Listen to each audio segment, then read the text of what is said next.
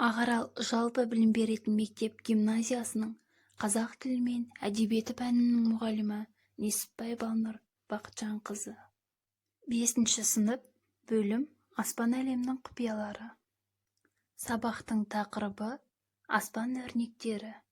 Оқу мақсаттары: тірек сөздер мен жетек сұрақтар арқылы негізгі ойды анықтау, төл сөз, төлеу сөз, автор сөзінің жасалу жолдарын, қызметін білу, төл сөзді төлеу сөзге айналдыру. Бағалау критерийлері: сұрақтарға жауап береді, пікір білдіреді, төл сөз бен төлеу сөзді ажыратады. Оқылым тапсырмасы: мәтінді оқып, аспанда қандай өрнектер барын, олар туралы аңызды бейне жазбадан тамашалап, оқылым мәтінімен салыстырыңдар. Сәлем балалар! Біз бүгін Қазақстан аспанында жыл бойы көрінетін 4 солтүстік шоқжұлдызбен танысамыз. Алдымен бәрімізге жақсы таныс жеті қарашының үлкен ожауын тауып алайық.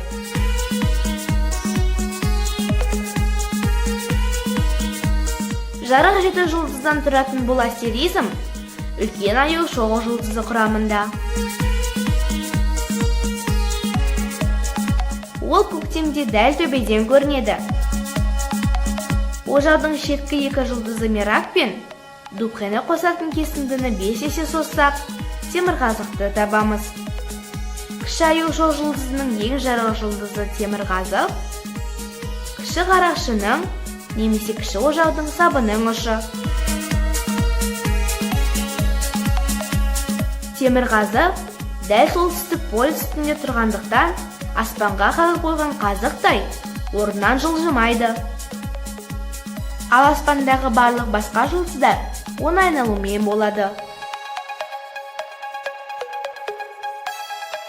Темірқазық әрқашан солтүстікке нұсқайтындықтан, солтүстік жұлдыз немесе поляр жұлдызы деп те аталады.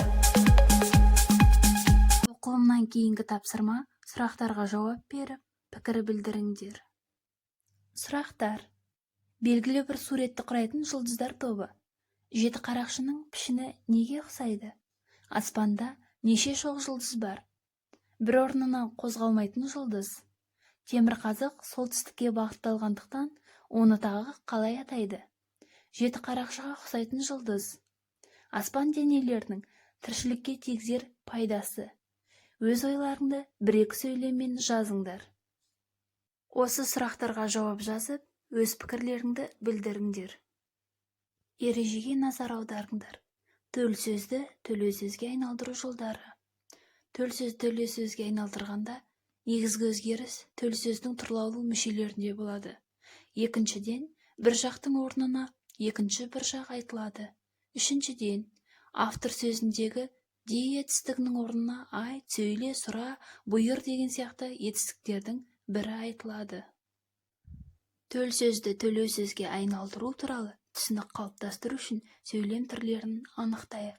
Сөйлемдер: бірінші, ауа райы желтоқсан болысымен күрт суиды, деді атам. Екінші, жаңалықтардан ауа райының желтоқсан айында бірден суытатындығын хабарлады. Мына кестеге төл сөз бен төлеу сөзді тауып белгілеңдер.